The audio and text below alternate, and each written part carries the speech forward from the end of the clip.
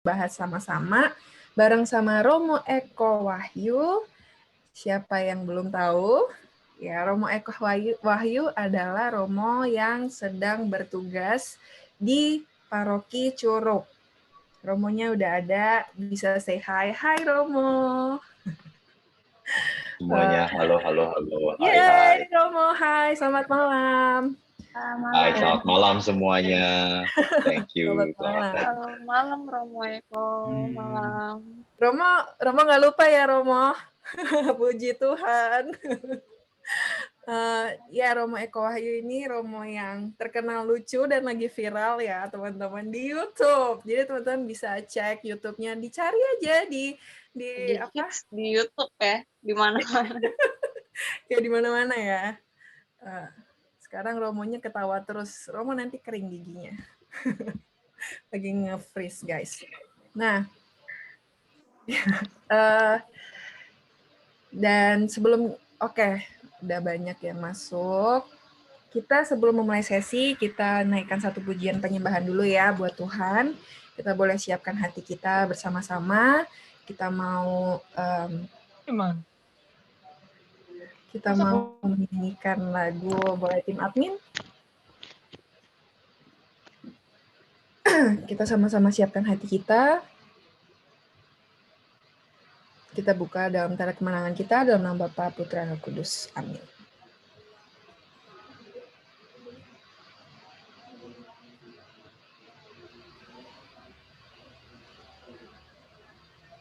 We want to bless you, Lord. We want to thank you.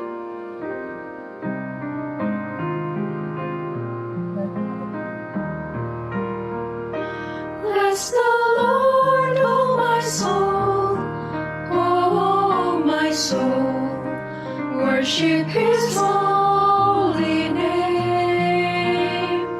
Sing like never before, oh my soul, I worship Your holy name.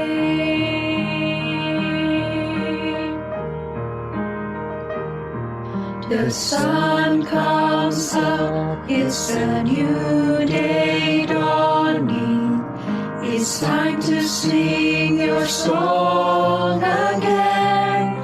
Whatever may pass and whatever lies before me, let me be singing when the evening comes.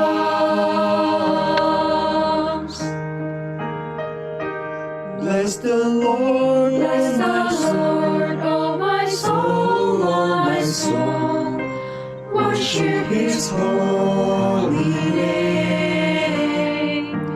sing like never Like never before, my soul, I worship Your holy name. You're rich in love and You're slow to anger. Your name is great and Your heart is kind. For all Your goodness I will keep on singing. 10,000 reasons for my heart to find. Bless the Lord, oh my soul, oh my soul, worship His holy name. Sing like never before, oh my soul, I'll worship Your holy name.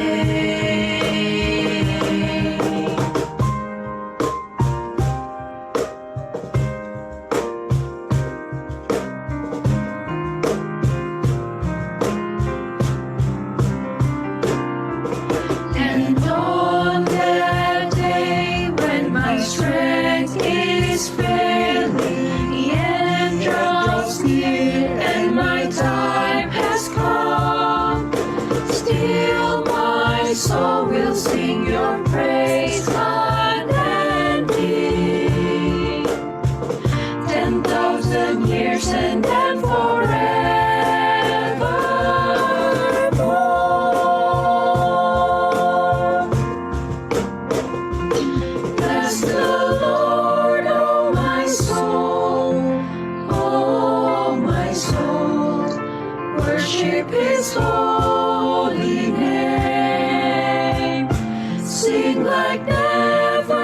before, oh my soul.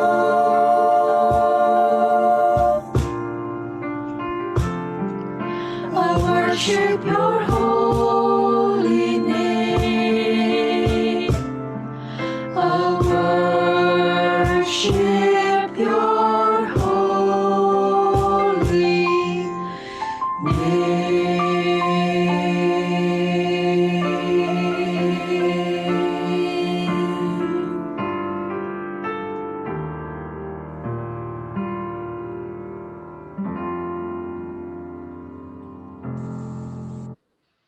Allah Bapa di dalam surga, puji dan syukur kami kembali haturkan ke dalam hadirat-Mu ya Bapa. Terima kasih kalau Kau boleh terus sertai kami, melindungi kami, dan selalu ikut campur tangan dalam hidup kami ya Bapa.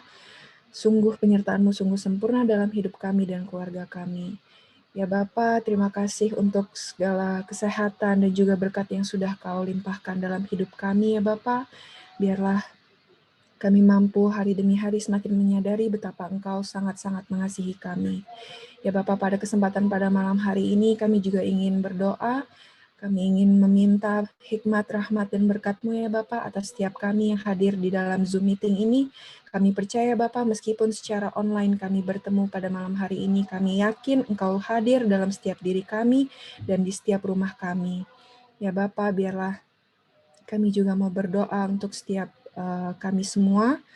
Biarlah Kau bukakan hati, pikiran, dan telinga kami agar kami mampu untuk menyerap dan memproses apa yang ingin Kau sampaikan melalui Romo Eko pada malam hari ini. Biarlah Kau juga bimbing Romo Eko ya Bapa.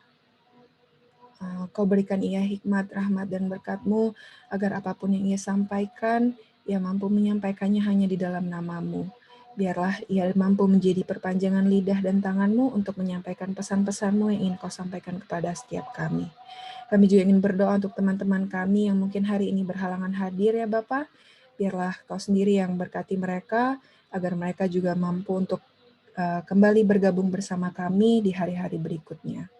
Dan sisa pada malam hari ini, kami mau serahkan semuanya ke dalam tangan-Mu, dan doa yang jauh dari sempurna ini kami naikkan ke dalam pengantaran Putra-Mu terkasih, Tuhan kami Yesus Kristus. Amin. Dalam nama Bapa, Putra, dan Roh Kudus. Amin. Oke, welcome lagi teman-teman yang baru join. Selamat malam, dan kita langsung aja ya. Ini adalah sesi yang ditunggu-tunggu bersama Romo Eko Wahyu. Yeay. Boleh tepuk tangan virtualnya untuk Romo. Terima kasih Valen, terima kasih semuanya. Saya boleh diundang untuk mengisi panen ini. Apa tadi panen hari Senin? PA hari Senin. Oh, PA pendalaman Alkitab hari Senin. Oke. Ya, terima kasih. Dari Paroki Santo Thomas Rasul ya, base camp-nya. Yeah. Karena waktu saya diminta untuk memilih tema-tema, kok ada tema terakhir yang sungguh pelik. Tetapi toh itu adalah sebuah tema yang harus dan sering kali kita hadapi, yaitu discernment. Lalu kamu discernment, lalu kamu membuat tema yang lebih berat. Lebih berat itu lebih susah sekali dengan mengatakan antara benar dan hampir benar, between right dan almost right.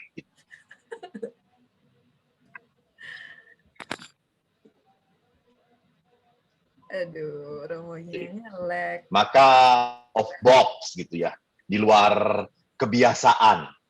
Maka supaya tidak rancu, tidak kacau, mari kita mohon Roh Kudus untuk hadir di tengah kita. Roh Kudus, Kau hadir di sini. Roh Kudus, ku mengasihi-Mu. Kau lembut, Kau manis, Kaulah penghiburku, penolongku, diutus Bapakku. Ku buka hati untuk Roh-Mu Tuhan. Ku buka hati menyembahmu Yesus. Jamahlah kami, penuhi kami dengan kuasa Allah Maha Tinggi.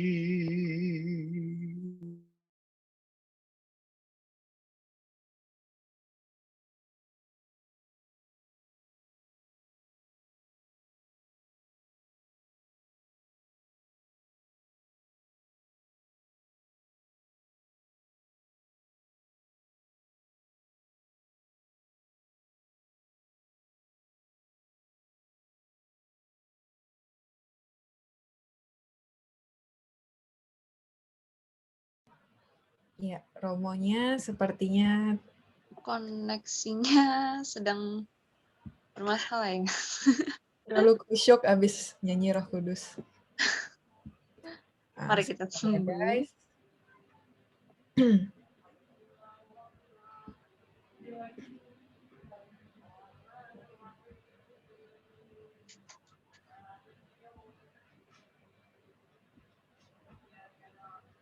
Lanjut nyanyinya aja, Len. Jangan nanti pada kabur. Mengapa setiap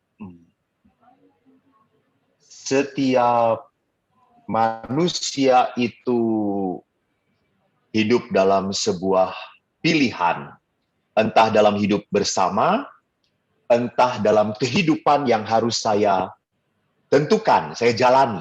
Setiap hari kita menghadapi dengan pilihan dan pilihan. Memang ada pilihan-pilihan tertentu yang begitu otomatis kita jalani gitu ya. Antara makan dan tidak itu sih tidak perlu lagi ada discernment gitu ya. Tidak perlu ada pembedaan roh. Perlu nggak saya makan? Apakah maksudnya makan ini? Dengan makan ini tujuannya apa? Maknanya apa? Wah, keburu kamu meninggal dunia gitu ya. Kalau itu hal-hal yang biasa didiscernmentkan. Jadi ada hal-hal biasa yang otomatis kita lakukan begitu saja, tapi banyak hal juga yang memang membutuhkan tuntunan Roh Kudus. Membutuhkan sebuah permenungan, membutuhkan sebuah pertimbangan, dan menjadi tidak mudah pada saat kita dihadapkan kepada sebuah pilihan yang katakanlah dua-duanya sulit. Yang seringkali kalau kalian pernah mendengar seperti buah simalakama gitu ya. Kalau buah ini dimakan ayah mati, kalau tidak dimakan ibu mati. Kalau setengahnya saya makan nggak menjadi antara setengah aja, jangan satu, dua-duanya mati gitu. Jadi lihat di sini begitu banyak kadang-kadang hal-hal yang tak mudah kita tentukan. Di sini apa yang dibutuhkan oleh kita?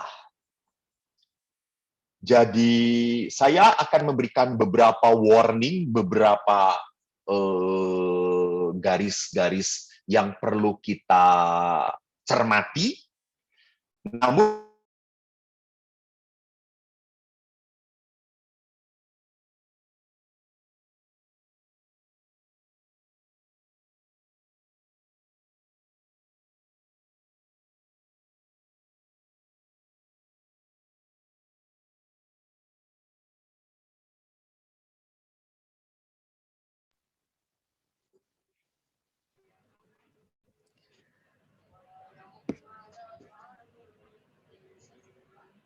Romo. Koneksinya sepertinya terputus lagi. Romonya nge-lag ya? Kita panggil Romonya. Apa gua yang nge-lag di sini?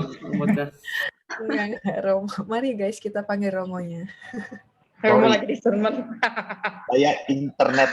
Oh, mungkin saya jangan mengeluarkan wajah saya ya, karena berat mungkin ya kalau lihat wajah saya. Iya. Coba Romo di disconnect nanti masuk lagi Romo. Oh, di disconnect kurang aja. Bukan maksudnya coba Romo disconnect dulu keluar, nanti Romo masuk lagi kita tungguin nggak apa-apa. Oh gitu ya. Sekarang disconnect dulu. Udahlah nanti aja kalau mati lagi ya. Iya, tapi sekarang udah lancar sih Romo. Oke, Lanjut ya. aja. Sekarang udah oke, coba mau. Iya. Baik. Ini maklum wifi kami kalau udah berempat, berlima semuanya Zoom, jadi rebutan. Wah. Oh, oke. Mantas. Sorry ya kalau suatu saat nggak lancar. Jadi sekali lagi, pada saat saya mau menjadi seorang imam, saya pernah dihina oleh teman-teman, kamu ini homo ya, gitu ya. Kenapa kok mau jadi pastor? Kenapa kamu tidak mau menikah? Kamu ini aneh ya. Tapi saya tetap ingin jadi pastor. Baru sewaktu SMA, saya masuk seminari, kok saya tertarik juga melihat kalau orang menikah ya. Kok tertarik juga punya relasi yang eksklusif gitu ya, yang eksklusif. Menarik juga rupanya ya. Saya lihat beberapa teman saya dapat surat cinta dari beberapa wanita. Saya iri. Saya dapat suratnya dari orang tua saya. Mereka dari gadis semuanya gitu. Saya dari orang tua saya, dari ibu saya. Nah, kamu bagaimana kabarnya? Kamu jadi pastor, doa ya, bertahan ya, gitu ya. Sedangkan teman-teman saya itu dapat surat cintanya dari gadis-gadis, lalu teman sebaya, lalu, "Hai, I love you, gimana engkau? Makin ganteng aja." Kalian tahu, yang sering membaca surat cinta, dia akhirnya gagal jatuh, dan yang sering membaca surat dari mama, akhirnya bertahan. Menjadi seorang pastor. Jadi, memang pada saat itu saya juga menentukan, saya mau jadi imam atau tidak. Saya akhirnya dibimbing. Jadi jangan pernah lupa bahwa di dalam discernment, di dalam menentukan sebuah pilihan yang amat krusial di dalam hidup kita, kita butuh bimbingan. Nah, saya mencoba untuk share beberapa poin yang, saya salah share. Beberapa poin yang ingin saya ketengahkan, kedepankan di dalam permenungan ini.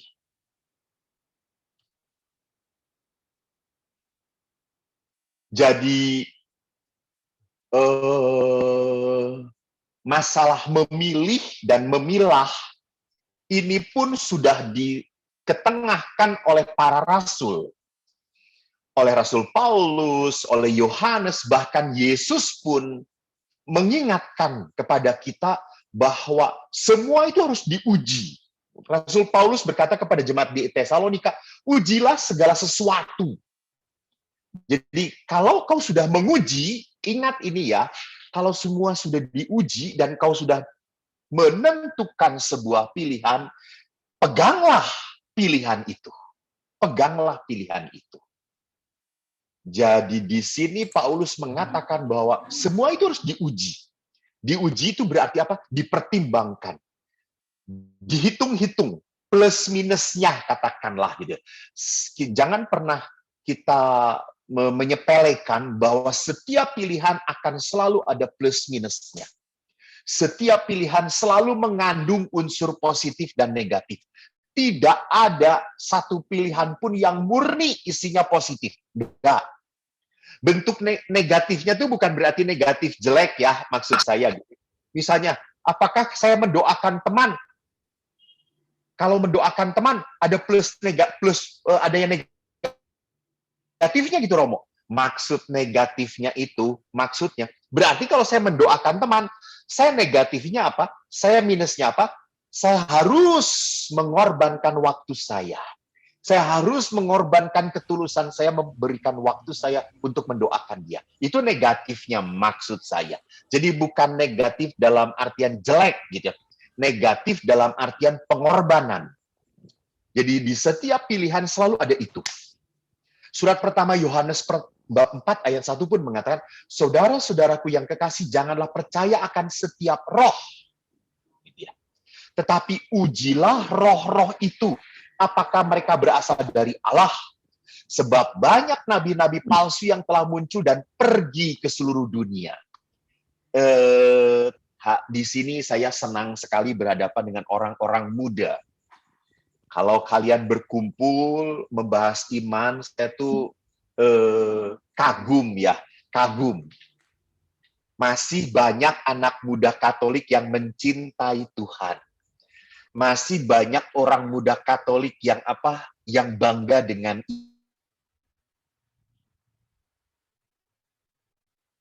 Katolik saya dan rajin sekali membahas kitab suci, ya karena kami calon imam. Wajar gitu ya. Wajar. Kalau kamu kan bukan calon imam, kamu bukan calon suster, kamu adalah anak Tuhan. Dan kamu mau punya waktu untuk membahas Alkitab, mencoba untuk memperdalam iman. Ini baik sekali gitu ya. Kenapa? Karena gereja sangat sadar, Bapak Paus Fransiskus pun sangat sadar, masa depan gereja ada di dalam tangan kalian orang muda. Gitu. Jadi kalau orang muda sendiri cuek terhadap gereja, gereja mati. Gitu. Apalagi banyak sekali orang-orang muda, orang-orang tua pun demikian adanya, melihat gereja itu hanya sebagai tempat yang katakanlah perhentian doang gitu ya. Gue dapat apa dari gereja? Saya dapat apa dari gereja? Saya dapat penghiburan apa dari gereja? Jadi melihat gereja itu sebagai lembaga, institusi yang menyenangkan saya, yang memberikan kehidupan pada saya, yang mengembangkan rohani saya. Tetapi jangan pernah lupa bahwa gereja tidak akan pernah hidup tanpa campur tangan Anda. Jadi kalau orang mudanya pun nggak peduli, nggak bisa memberikan sesuatu untuk gereja, ya mati. Gitu ya. Jadi jangan hanya melihat gereja itu sebagai tempat yang menyenangkan bagi saya, tempat peristirahatan bagi saya, bagi jiwa-jiwa yang dahaga, bagi jiwa-jiwa yang kekeringan. Oke, that's right. Tapi kan pertanyaannya, kita pun harus dan dituntut oleh gereja memberikan apa kepada gereja. Apalagi minggu kemarin kan kita masuk dalam minggu panggilan. Bacaannya tentang gembala yang baik. Gembala yang baik, Yesus mengatakan apa gembala yang baik? Pertama-tama, ia memberikan nyawanya. Berkali-kali Yesus mengatakan memberikan nyawanya.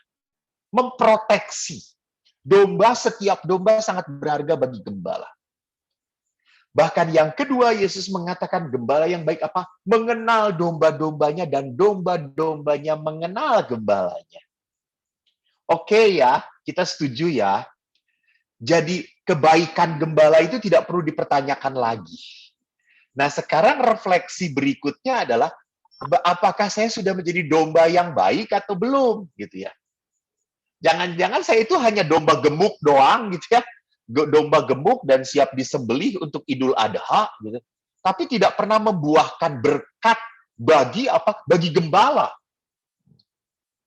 Karya kita, hidup kita tidak pernah membawa kemuliaan bagi sang gembala.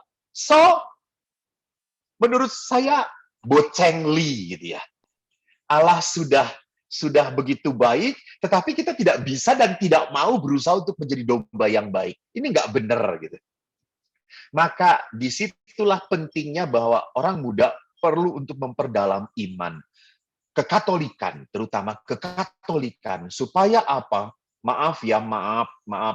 Supaya kita tidak begitu saja menyamakan Kristianitas dengan kekatolikan. Kekatolikan itu punya kita, kaya sekali. Dengan saudara-saudara kita tidak sama. Bahkan kemarin juga maaf ya anak muda, atau kalau kalian tidak senang juga tidak apa-apa. Tapi kan saya kan, Pastor Eko kan terkenal tukang ngomongnya seenaknya gitu. Kalau Anda nggak mengundang saya juga, saya tidak apa-apa kok. Gitu. Saya akan datang sendiri aja mengundang diri sendiri. Gitu. Jadi perhatikan di sini, banyak anak muda Katolik ya, anak muda Katolik. Suruh doa. Thank you, Valen. Doamu bagus. Tapi banyak orang yang, Bapak yang Maha Kasih, kami bersyukur kepadamu ya Bapak. Bapak, Engkau telah memanggil kami menjadi anak-anak-Mu Bapak. Bapak, betapa besar kasih-Mu Bapak kepada kami. Bapak, lihat, begitu banyak kata Bapa diucapkan. Coba cek dalam doa Bapa kami. Berapa kali Yesus mengatakan, Bapa kami yang di surga, dimuliakanlah nama, datanglah kerajaan, jadilah kehendak-Mu di atas. Sekali doang. Kenapa kok begitu bertele-tele mengucapkan kata Bapa? Lalu setelah itu ditutupnya doanya, dalam nama anak putramu, kami sudah berseru dan mengucap syukur. Halo, itu bukan formasi doa penutupnya orang Katolik. Bukan. Liturgi, dalam nama putramu aku sudah berdoa dan mengucap syukur. Amin, haleluya. That's not Catholic, bro. Doa Katolik selalu dikatakan dengan pengantaran Kristus Tuhan kami. Kita bisa menyebutkan rumusan Triniter dengan pengantaran Kristus bersama Bapa dan Roh Kudus yang hidup dan berkuasa kini dan sepanjang masa. Amin. Itu rumusan trinitaris yang sangat Katolik.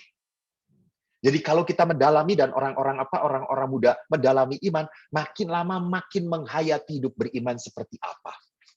Nah, sekarang kita kembalikan kepada right dan almost right tadi gitu ya. Jadi bagaimana Yesus pun di dalam Injil Matius bab 7 ayat 15 sampai 20 mengatakan, waspadalah terhadap nabi-nabi palsu yang datang kepadamu dengan menyamar seperti domba, tetapi sesungguhnya mereka adalah serigala yang buas. Dari buahnya lah kamu akan mengenal mereka. Jadi memang yang namanya diskresio, pembedaan roh adalah mutlak kita lakukan untuk apa? Untuk sadar, tahu apakah langkah hidup kita dituntun oleh roh Allah dan demi kemuliaan Allah. Jadi ingat, yang pertama-tama dalam hidup manusia, hidup kita harus kristosentris. Nanti di dalam discernment, kristosentris menjadi hal yang selalu muncul. Kristosentris itu artinya apa? Kristuslah sentral kita. Jadi kalau Kristus sentral kita itu berarti apa? Saya pertama-tama di dalam memilih kehidupan saya, apakah sesuai dengan yang Kristus ajarkan, Kristus lakukan untuk kita? Dan yang kedua, apakah yang kita lakukan demi kemuliaan Kristus, demi kemuliaan Allah? Maka saya tidak mau saya berhadapan dengan orang-orang pintar, bukan dengan orang-orang bodoh. Saya bukan pastor yang senang mengasih formulasi yang mudah gitu, main telan. Oh, kalau mengikuti mau dengar suara Roh Kudus tuh A, B, C, D gitu ya poin-poinnya. No. Yesus pun ingat tidak pernah mengajarkan dalam formulasi moralitas. Enggak. Yesus mengajarkan selalu di dalam apa? Selalu di dalam perumpamaan. Maka saya memberikan kailnya, katakanlah kailnya, kamu yang harus mengolahnya gitu ya. Kail yang utama di dalam pembedaan roh between right dan almost right, bagaimana kita bisa tahu? Bagaimana kita bisa tahu? Jadi bukan perkara bahwa pertimbangan akal budi, tolong, bukan. Jadi kita harus sadar, maaf ya, kadang-kadang orang Katolik itu, Bapak Paus Fransiskus pernah mengingatkan, banyak orang Katolik yang gnosis. Gnosis itu artinya apa? Gnosis itu orang-orang yang puas dengan pengetahuan. Dia haus dengan pengetahuan. Dia ingin tahu. Tetapi apa yang dia tahu tidak pernah membuat dia semakin intim dengan Tuhan. Maaf, percuma teman-teman. Percuma. Kalau kita cuma tahu tentang Tuhan dan kita tidak semakin mencintai Tuhan, percuma pengetahuan kita. Tidak pernah menyelamatkan kita. Jadi iman betul harus bersumber dan dipertimbangkan dengan akal budi, benar. Tetapi iman pun harus menjadi sebuah pengalaman. Dan pengalaman seringkali tidak bisa dinalarkan, betul atau tidak? Gitu. Coba aja Anda kalau kamu pernah jatuh cinta gitu ya. Lalu ngomong dengan hopeng Anda, gue sayang banget sama dia. Lalu hopeng kamu, buset lu seneng sama laki-laki yang kayak gitu. Ya Allah, lihat bodinya aja nggak jelas gitu ya. Kenapa kamu kok jatuh cinta kayak gitu? Kamu tidak bisa menjelaskan. Lu nggak tahu ya, hormon gue ini ya kalau ketemu dia, hormon gue tuh meletup-letup, tahu nggak? Tiba-tiba ada Cupid begitu banyak memanahi hati saya. Gitu. Yang dijelaskan juga langsung, lu sedang ngegambarin drama Korea ya, gitu ya. Jadi lihat di sini, tidak pernah cinta itu bisa dianalisa secara kimiawi, fisikawi, matematikawi, dan gunung kawi gitu, nggak bisa gitu ya. Jadi yang namanya beriman pun sama, beriman pun harus punya pengalaman iman. Maka sama, bagaimana di dalam discernment pun, pertama-tama kita harus mengerti bahwa manusia harus hidup di dalam roh. Nah, mari sekarang kita lihat pandangan Paulus tentang manusia. Valen, nanti kalau saya tinggal 5 menit, tolong di chat ya. Saya diingatkan, Valen. Siap Romo. Thank you. Dalam surat pertama kepada Tesalonika bab 5 ayat 23 mengatakan, semoga Allah damai sejahtera menguduskan kamu seluruhnya. Dan semoga roh, jiwa, dan tubuhmu, dalam bahasa Yunani, roh itu pneuma, jiwa itu psike, tubuh itu soma, terpelihara sempurna dengan tak bercacat pada kedatangan Yesus Kristus Tuhan kita. Jadi pemikiran Paulus itu memang pemikiran yang dilatar belakangi oleh pemikiran Yunani, gitu ya. Ada roh, jiwa, dan tubuh.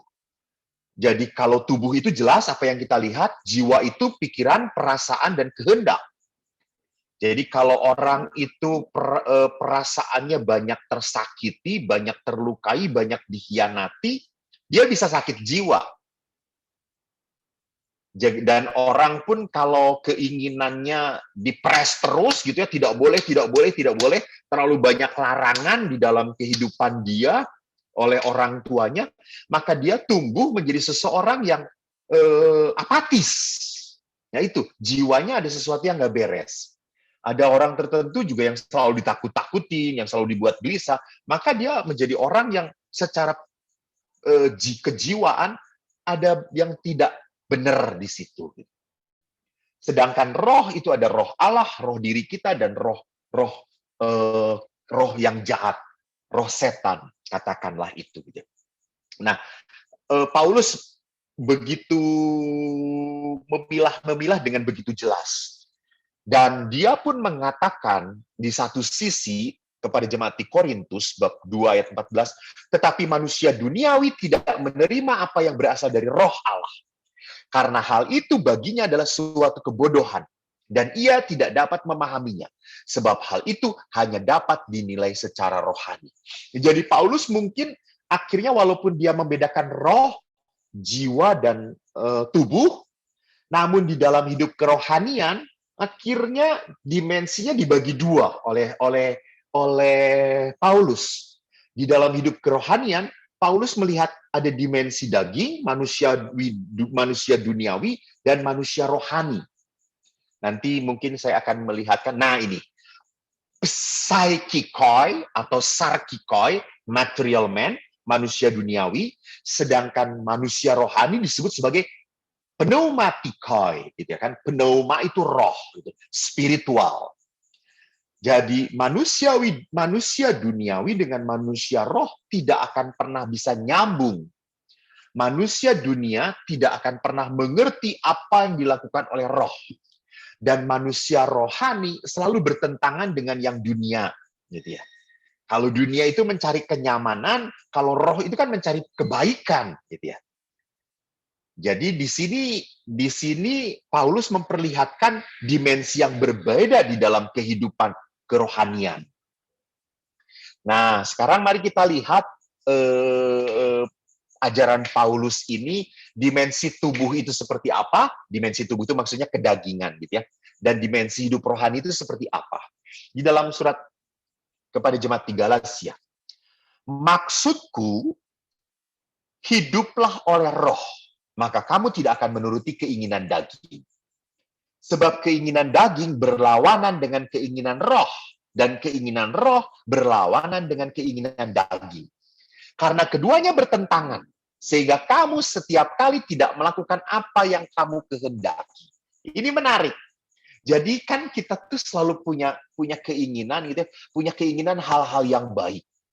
Kita selalu lihat saja, saya itu kebetulan 25 tahun pelayanan di rumah retret Kan kalau di rumah retret saya sering cerita, senang kalau memberi retret anak-anak gitu kan, kalau malam terakhir itu nangis gitu mereka. Mari kita ingat mama kita, wah, yeah, jungkir balik mereka gitu ya.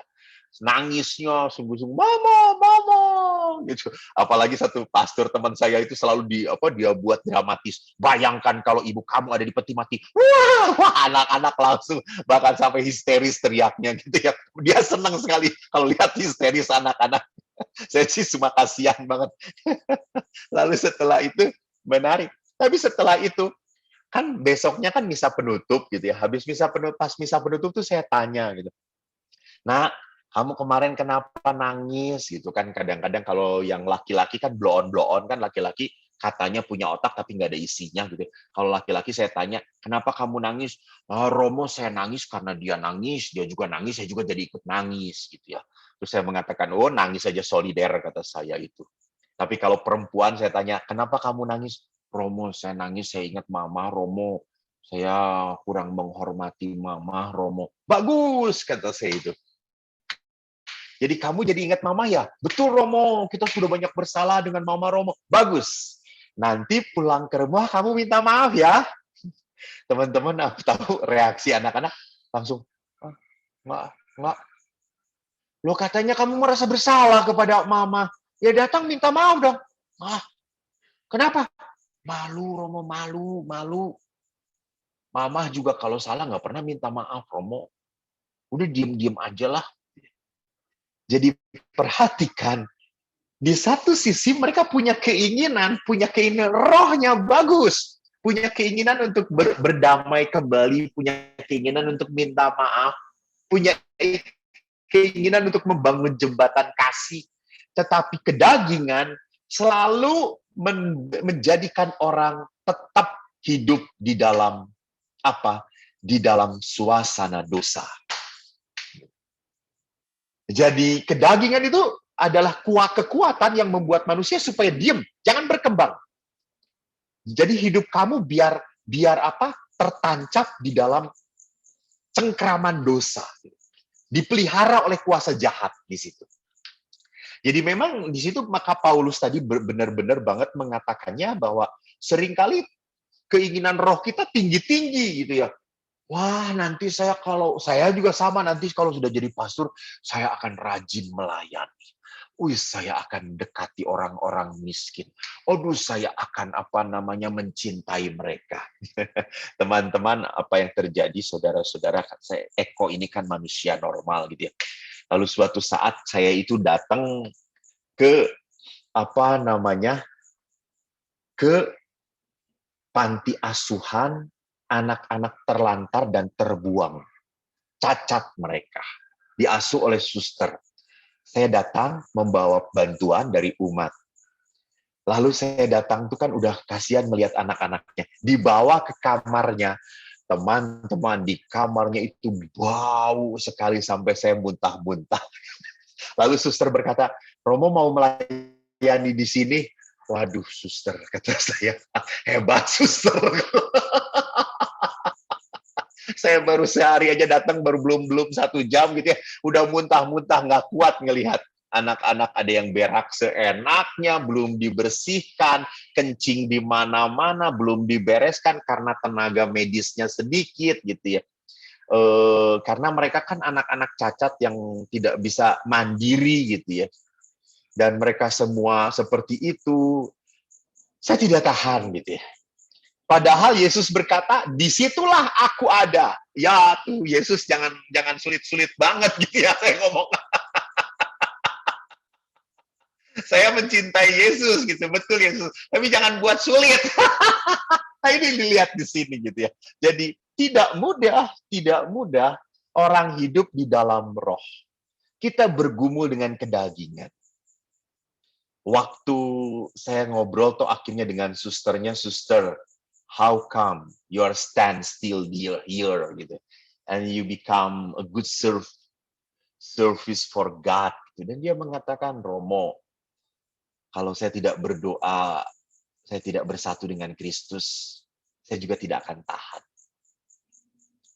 Jadi akhirnya saya menemukan bahwa kekuatan para suster untuk melayani anak-anak, maaf kalau kata-kata saya kasar, seperti terbuang dan tidak berguna, hanya bisa dilakukan oleh orang-orang yang hidup di dalam Kristus. Itu yang tadi saya katakan, Kristosentris tadi. Nah, jadi kalau kita lanjutkan, Paulus mengatakan dimensi tubuh dan roh tidak bisa berdamai, akan tetapi, ayat 18, jikalau kamu memberi dirimu dipimpin oleh roh, maka kamu tidak hidup di bawah hukum Taurat.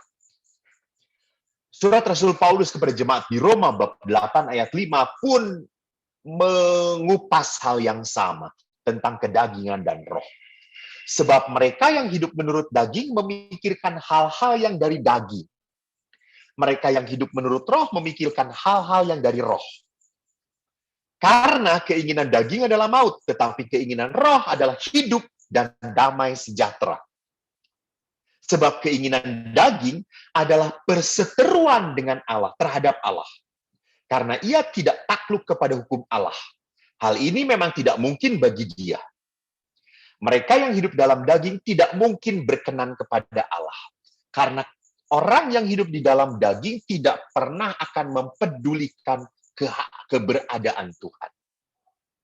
Maka Paulus semakin pekat menjelaskan bahwa orang yang hidup di dalam daging tidak akan pernah membawa kehidupan dan kedamaian sejahtera. Ingat, kalau Paulus berbicara tentang kehidupan, Paulus tidak hanya berbicara tentang hidup kekinian, tetapi Paulus selalu berbicara dalam konteks juga eternal life, gitu ya, dalam konteks kehidupan yang kekal. Maka ada daya hidup rupanya bagi Paulus. Jadi apa sih yang mendorong hidup kita? Apa yang mendorong pilihan-pilihan hidup kita? Jadi teman-teman, kalau tadi saya kembalikan kepada apa yang dikatakan oleh panitia, between good and almost good, gitu ya, antara yang baik dan hampir baik. Ingat, saya tidak mau memperlihatkan kriterianya, saya hanya ingin memperlihatkan orang itu memilih berdasarkan daya di dalam diri dia, di dalam pikiran dia, di dalam kehendak dia. Jadi kalau orang itu sudah terbiasa berdosa dan tidak pernah merasa bersalah, maka dia enteng-enteng aja berdosa. Jadi setiap saat kamu tidak menghiraukan guilty feeling, good guilty feeling, karena ada false guilty feeling, ya, perasaan bersalah yang benar ini kamu tidak pernah hiraukan, maka makin lama kamu tidak akan pernah ada lagi suara yang menegur batin kamu. Kamu akan enjoy aja melakukan sesuatu yang salah. Karena sudah tidak ada daya hidup yang mengekang lagi. Karena kau biasa melabrak, kau biasa mendobrak gitu ya. Suatu saat saya itu kan harus punya SIM juga toh gitu ya. Karena saya mengendarai motor ataupun mobil. Lalu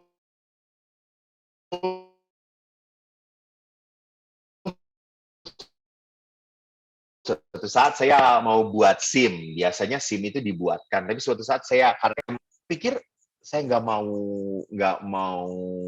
nyogok. Saya urus. Saya ke kantor polisi.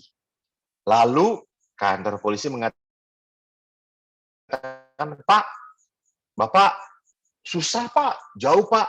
Nggak apa-apa, saya urus sendiri. Saya punya waktu kok. Oh ya sudah Pak, silakan. Selamat ngantri aja Pak, gitu ya. Lalu betul, saya ngantri, saya pilih, saya tulis, dan seterusnya. Lalu saya suruh, kamu ke kesehatan Pak, kesehatan di sana. Lalu saya ngantri di kesehatan. Teman-teman, ini bukan tahun-tahun ini ya, udah begitu lama ya. Saya lihat di kesehatan, darah itu kan harus dicek apakah golongan darahnya. Padahal sudah jelas saya itu punya kartu golongan darah O gitu ya. Lalu tetap masih harus dicek. Dan ditusukkan jarinya. Dan kalian tahu ditusuk jari itu pakai jarum yang gantian, dipanasin doang gitu ya. Tusuk, panasin lagi, ganti orang, tusuk. Saya tuh langsung, aduh, kata saya, cuma main ngebersihinnya cuma dipanasin doang pakai lilin, lalu dia tusuk pakai dengan jarum yang sama. Jangan-jangan nanti penyakit orang itu tertular pada saya, kata saya tuh. Akhirnya saya mundur. Saya datengin lagi, Pak, udah belum tes kesehatan? Nggak jadi ya, kata saya tuh. Kenapa? Bahaya itu. Ya sudah, Bapak berarti harus bayar gitu. Supaya lewat tes itu hasilnya udah langsung ini Pak gitu. Artinya nyogok Pak, kata saya tuh. Iya, Bapak harus nyogok biar cepet, biar ini nggak susah ngantri-ngantri gitu. Lalu saya berkata, saya pulang. Lalu saya panggil umat, kamu aja sana yang nyogoknya, jangan saya nggak mau. Saya malu. Saya nyuruh orang lain. Pastor ini, saya yang berdosa, pastor yang enaknya. Udahlah, 50-50, kita tanggung dosanya sama-sama, kata saya. Jadi lihat, kalau orang sudah terbiasa nyogok, mungkin sesuatu, biasa-biasa aja, nggak apa-apa sih kayak gini. Ini memang hal prosedural, Romo, memang harus kayak gini hidup di dunia. Ya, itu lihat. Jadi, maaf, ini pun sering terbawa oleh orang-orang dalam hidup menggereja loh, anak muda. Ada orang-orang tertentu yang mengatakan pelayanan, saya sudah kasih kepada Tuhan, saya sudah kasih. So, apa reward-nya untuk saya? Lihat ini. Jadi karena kita sudah terbiasa dengan hidup rutinitas pakai take and give gitu ya, maka dengan Tuhan pun pakai hukum take and give. Padahal jangan lupa, Allah itu selalu give pada kita. Dan kita yang selalu take kepada Tuhan. Dan lupa untuk give kepada Allah. Maka sekali lagi, saya akan mencoba melihat, apa sih sebetulnya daya hidup apa yang ada di dalam diri saya. Saya pertama-tama harus sadar apa yang mengarahkan hidup saya. Saya mau apa dengan hidup saya. Apa yang saya cari dalam hidup saya.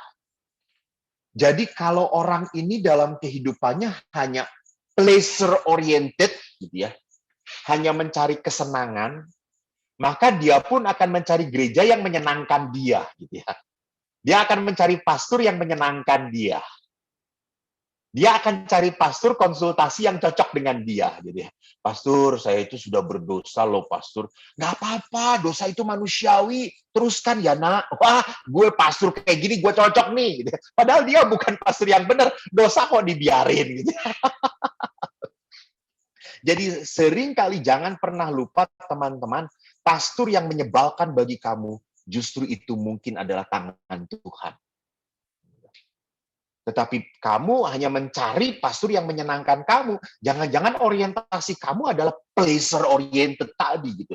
Hanya untuk kesenangan, bukan untuk pertumbuhan. Jadi hidup saya diarahkan kemana? Apa yang saya cari dalam hidup saya? Maka kalau orang itu orientasinya adalah pertumbuhan, perkembangan, dia tidak akan pernah takut dengan tantangan. Dia tidak akan pernah takut dengan kesulitan. Yang kedua adalah apa? Untuk apa? Gitu ya.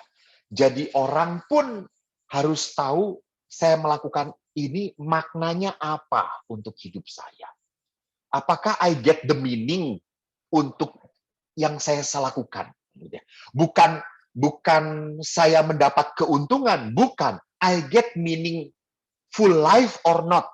Dengan apa yang saya lakukan. Jadi bukan keuntungan, karena kalau orang itu melakukan sesuatu, gue dapat apa? Itu kan orientasinya berarti orientasi ekonomis, keuntungan. Gitu. Tetapi saya kalau memberikan, apakah hidup saya makin berarti atau tidak? Dan yang ketiga adalah, apa sih yang membuat saya kuat? Dorongan apa? Apa yang membuat saya bertahan? Ingat, ada orang-orang tertentu yang memang dididik oleh orang tuanya baik. Ada. Kalau teman-teman ini dididik sejak kecil oleh orang tua yang baik dan memikirkan hidup rohani, maka bisa saja menjadi besar, seperti otomatis gue rindu tentang hidup rohani. Karena sejak kecil sudah dididik. Gitu ya. Hanya hati-hatinya adalah apa? Jangan sampai pada saat kita masuk ke dalam hidup rohani, otomatis doang gitu. Kita tidak sadar bahwa saya harus mempunyai dorongan yang lebih mulia daripada otomatis doang. Sama, ada orang-orang tertentu yang peka, tapi ada orang-orang tertentu yang pekok juga gitu ya. Kan ada orang-orang tertentu, kalau duduk gitu, saya itu kebetulan diajari oleh ibu saya kalau duduk di bus kota gitu, kalau ada lihat wanita, saya langsung berdiri, silakan duduk. Sehingga otomatis saya di bus manapun, kalau saya jalan naik bus, saya tidak pernah mau duduk. Saya biarkan saja orang lain yang dudukin, saya berdiri saja. Gitu. Kecuali kalau busnya semalaman gitu ya, kan itu berarti harus duduk gitu ya. Masa saya berdiri, apalagi naik pesawat, saya tidak bisa ke pramugari dia wanita, silakan duduk gitu kan, itu namanya menyalahi aturan gitu ya. Jadi perhatikan di sini, orang itu baik, apa yang mendorong?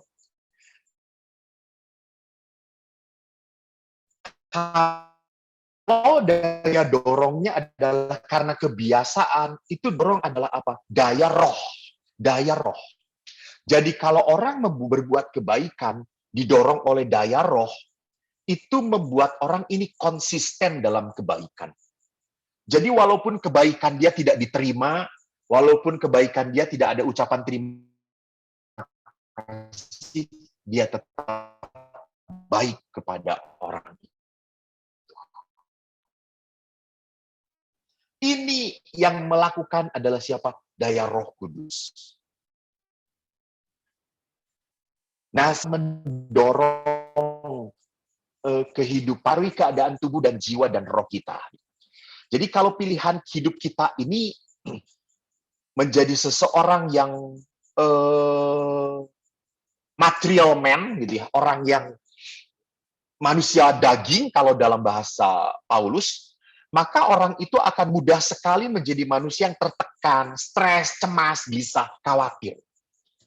Karena orang material man itu mendapatkan kepuasannya, ketenangannya pada saat dia keinginannya dipenuhi, mimpinya terjadi, lalu keinginan, kemauannya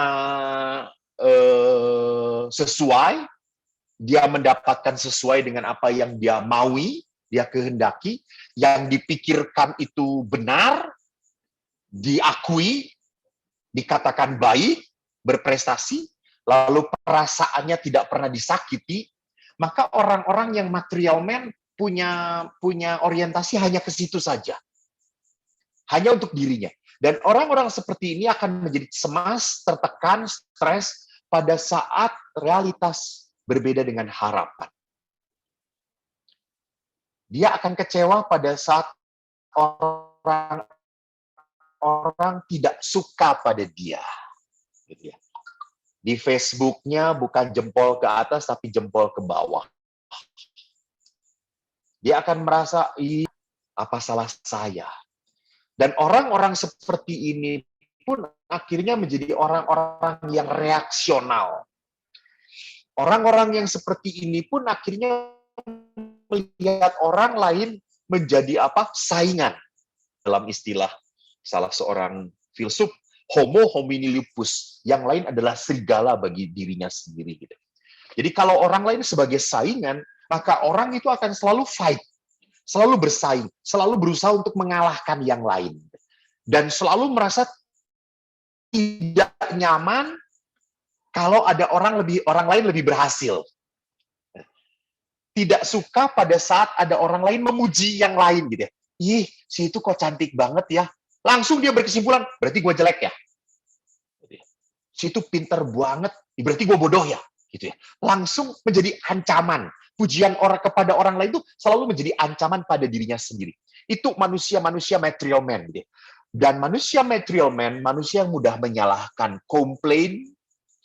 Dan orang-orang ini adalah orang-orang yang tidak pernah bisa bertanggung jawab pada hidupnya sendiri. Dengan hidupnya sendiri.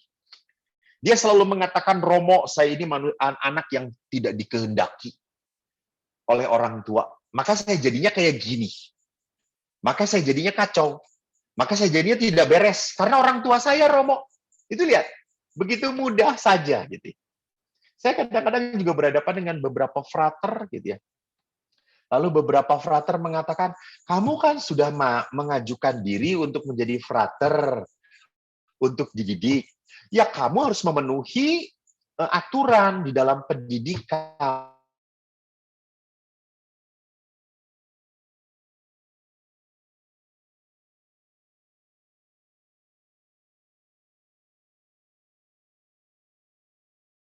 Dengan orang tua saya itu kan merindukan saya, orang tua saya itu kan takut dengan saya, bagaimana saya akan harus menghubungi Romo gitu ya. Jadi lihat dia mengatakan akhirnya yang butuh itu orang tua saya, Romo, bukan saya sih nggak butuh-butuh amat gitu ya. Lalu diberi waktu, ya oke lah, 1 bulan ini kan boleh pakai handphone. Dan apa yang terjadi? Dia asik handphone ini untuk chat teman-temannya. Kurang ajar nggak? Katanya yang butuh handphone itu mama untuk menghubungi dia. Tapi yang terjadi apa? Dia ngechatin teman-temannya lewat handphonenya itu. Lihat, gitu. Dia selalu punya alibi, selalu punya alasan untuk membenarkan dirinya sendiri. Itu material man, gitu ya. Itu orang-orang yang hidupnya di dalam kedagingan. Jadi lihat di sini pun akhirnya orang-orang material man daya untuk bisa discretio spiritum tidak benar, tidak baik. Dia tidak akan pernah mencari sesuatu yang lebih mulia. Nah, maka di sini saya kok di stop, sorry. Maka saya di sini mengatakan apa yang terakhir saja. Supaya nggak terlalu panjang saya ngomong. Ini yang terakhir. Manusia rohani justru mempunyai pilihan kehidupan yang dipenuhi dan dibentuk, dibimbing oleh roh. Dan orang yang dibimbing oleh roh ada 2 kriteria. Pertama adalah apa? Mengarahkan hidupnya kepada keinginan yang lebih luhur, mulia, agung, dan kudus. Ini. Jadi discretio spiritum itu, kita harus melihat apakah yang saya pilih ini sesuatu yang membuat saya lebih mulia, lebih luhur, lebih manusiawi, lebih agung, lebih menjaga kekudusan Tuhan atau tidak, menjaga kekudusan diri saya atau tidak. Itu. Jadi sesuatu yang dipilih itu sesuatu yang membuat kamu sebagai manusia nilainya menjadi lebih. Contoh. Kalau contoh sih yang gampang saja ya. Karena di sini juga banyak anak laki-laki yang muda. Teman saya nge-share link. Linknya pada saat saya buka video porno. Gitu. Langsung, wow. Lihat perempuan, pirang rambutnya, teteknya besar. Gua mau terusin play, delete, atau ditunda.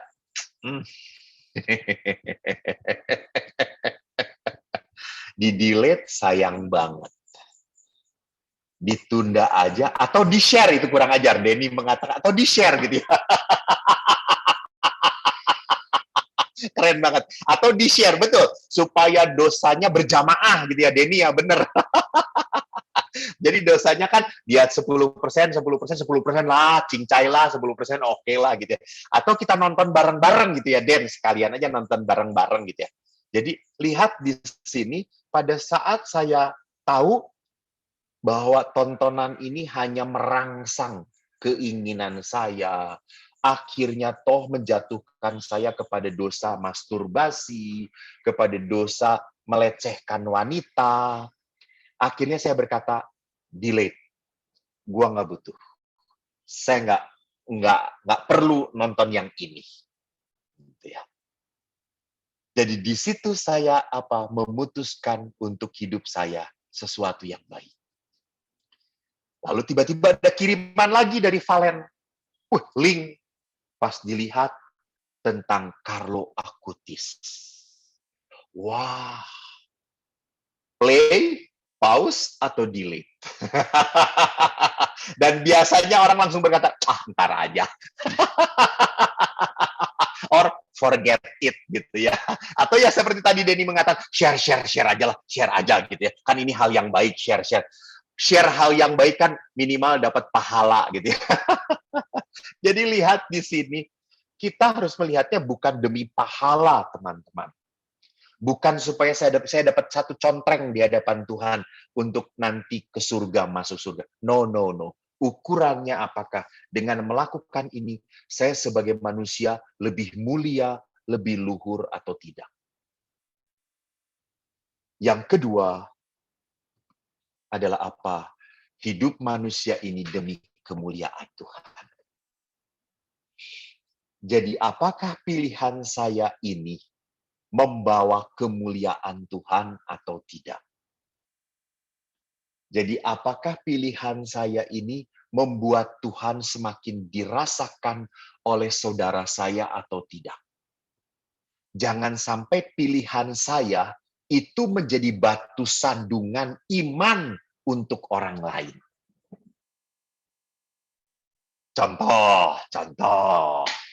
Contoh biar Denny senang, biar share lagi ya. Saya tidak akan video porno lagi. Gitu. Share. Saya suatu saat ingin melihat diskotik. Saya ingin lihat diskotik. Diskotik itu kayak gimana sih? Gitu. Lalu saya itu kan punya umat yang dekat dengan saya. Saya tuh ingin melihat orang yang pakai tank top, ajib-ajib gitu, sedang apa? Hangout gitu, hangout di luar, lalu sedang koplo, gitu, sedang minum. Lalu saya ngomong, saya kok ingin lihat itu, Bu, Pak, yo, tolong dong bawa saya ingin lihat ke diskotik itu kayak gimana sih. Romo, itu tuh malam-malam Romo bukannya di atas jam 12, ya enggak apa-apalah, enggak apa-apa, ayo, gitu ya. Lalu akhirnya bukan klip-klip kayak pohon Natal, kampret, gitu. Kayak klip pohon Natal sih banyak di gereja juga tuh. Klip sih di apa lampu lalu lintas juga klip gitu ya. Jadi saya ingin datang ke sana. Lalu Anda tahu, saya diajak jam 12 datang. Lalu pas datang mau masuk, saya langsung pikir, woi Bu, Pak, nanti kalau tiba-tiba ada sergap datang ke sini, lalu di film ada wajah saya, modar saya gitu. Saya dipanggil sama uskup. Lalu umat berkata, wah Romonya senang ke diskotik. Baru sekali aja ke diskotik ingin melihat, langsung umat itu ngomong, Romonya aja ke diskotik gitu ya. Dugem hobinya. Gitu. Langsung kan dipaparkan kemana-mana. Sudahlah akhirnya, nggak jadi, pulang lagi. Lalu saya pergi pulang lagi dengan umat itu. Dan umat itu baik. Nggak jadi Romo, nggak jadi. Nanti kalau ada umat yang lihat, semua akan ngomong apa. Udah, lebih baik tidak tahu aja lah. Nanti saya belajar dari Denny aja. Sharing dari Denny aja gimana di diskotik itu gitu ya.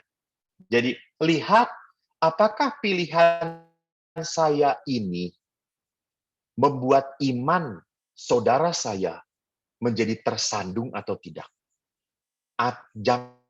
Jangan apa yang saya lakukan, apa yang saya katakan membuat orang itu meragukan Tuhan. Itu. Jadi teman-teman yang terkasih, kalau kita tadi berbicara tentang discretio spiritum, apakah baik dan hampir baik, saya tidak mau memberikan kriteria kepada kalian. Saya hanya memberikan apa? Saya hanya mau memberikan bahwa pertama, manusia itu memilih digerakkan oleh sebuah daya di dalam hidupnya. Pertanyaannya, apakah daya kedagingan atau daya roh? Apakah kita ini material man, manusia kedagingan, atau spiritual man? Orang yang spiritual man selalu mencari, memilih sesuatu yang lebih mulia, lebih agung. Lebih berorientasi pada pertumbuhan iman, pertumbuhan hidup, pertumbuhan kasih, pertumbuhan kebaikan. Dan akhirnya yang kedua, sebagai seorang spiritual man, selalu tujuannya apa? Kristosentris, demi kemuliaan Tuhan. Teman-teman yang terkasih, cukup saya ngomong, terlalu lama, capek saya. silahkan. Kalau ada pertanyaan, kalau ada sanggahan, kalau ada ketidaksetujuan, lempar saja handphone Anda atau laptop Anda, toh Anda sendiri yang rugi. Terima kasih, Tuhan memberkati. Luar biasa, makasih Romo. Teman-teman boleh tepuk tangan. Mantap. Thank you banget Romo. Mana wajahnya Denny? Thank you, Saya ingin Romo. lihat Denny itu yang suka dugem. Denny, Ayo mana Denny. Nah, Denny buka kameranya. Mana Denny? Ayo, Den. Nah, ini Romo pelakunya Romo. Oh, halo Denny. Wah, wajahnya soleh kayak gitu. Wajahnya soleh kok. Wajahnya doang. Kelakuannya enggak ya Romo? Oke, Romo, makasih banget untuk pengajarannya dan banyak banget nih pertanyaan yang muncul ya. Karena between right and almost right itu kayaknya nggak pernah habis-habis ya mau kalau dibahas. Nah, jadi ada banyak banget. Ada sekitar 7 pertanyaan udah yang masuk. Mungkin kita buka kesempatan dulu buat teman-teman nih yang mau tanya langsung. Kita berikan privilege, jadi didulukan dari pertanyaan di Slido. Ada? Ada nggak? Kapan lagi nih Silakan. ketemu Romo Eko Wahyu? Tuh, Bisa di tanya langsung Helena, loh. di Helena. Nongkrong di Helena. Biasa dari YouTube. Gimana, Mo? Saya selalu nongkrong di Helena, di gereja Helena. Oh, di Helena. Di YouTube juga banyak ya, Mo? Itu tidak tahu itu kerjaan orang lain. Oh, Denny mau tanya, Helena. silakan Denny. Enggak mau. Helena yang di Karawaci. Di Karawaci bukan sih, Mo? Ya, Iya. ya betul, Ya. di Curug. Di Karawaci betul. Oh. Ya, Hanya itu betul. aja, Den. Kirain mau nanya yang lain, Den. Mau Di Slido banyak tuh di Slido. Enggak, Denny tanya alamat saya karena mau ngirim makanan. Thank you ya, Den ya. Makasih banyak, Den. Oke, kalau belum ada yang mau tanya atau masih mikir-mikir ya pertanyaannya mau dirangkai gitu, kita masuk ke pertanyaan yang udah masuk ya, Mo. Jadi pertanyaannya, ini ada pertanyaan nih. Romo, gimana sih caranya kita ambil keputusan? Gimana cara bedain kalau itu jawaban Tuhan atau bukan? Contohnya seperti tentuin pilihan seperti pasangan hidup gitu, Mo. Terus kalau misalnya salah, nanti jadi kalau udah ambil keputusan jadi khawatir dan overthinking. Itu kira-kira gimana mau tahu itu keputusan tepat atau enggak dari Tuhan atau bukan?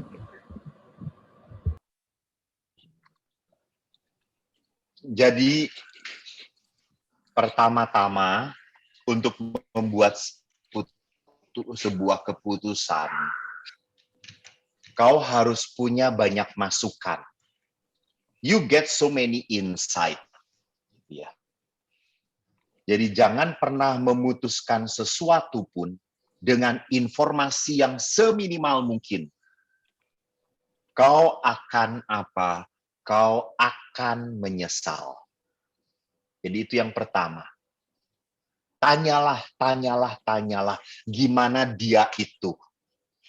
Seperti apa? Ini istilah orang tua itu bibit bobot bebetnya. Gitu ya. Kita harus kayak gitu. Jadi bersabarlah untuk mencari informasi. Lalu yang kedua, di samping kamu mencari informasi sebanyak mungkin, kamu tidak mungkin bisa memutuskan kalau tidak ada orang bijaksana yang mendampingi kamu. Jadi walaupun begitu banyak insight, kan insight itu kan harus dipilah-pilah.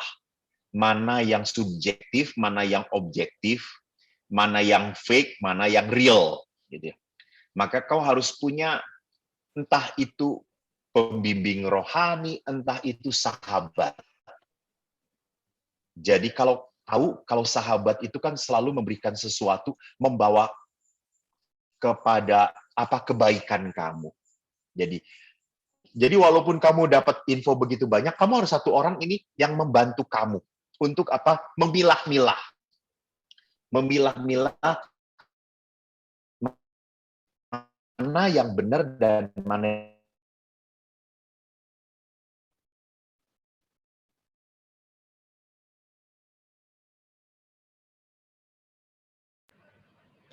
Romo. Halo, Romo. Ya, teman, kita panggil Romonya. Romo. Romo, sepertinya bermasalah lagi koneksinya ini. Iya, lagi rebutan sama Romo-Romo yang lain. Ya, sebentar ya, teman-teman. Coba Valen yang menjawab. Aduh, saya bukan Romo ya. Nanti haluan hidup saya. Romo Denny gimana?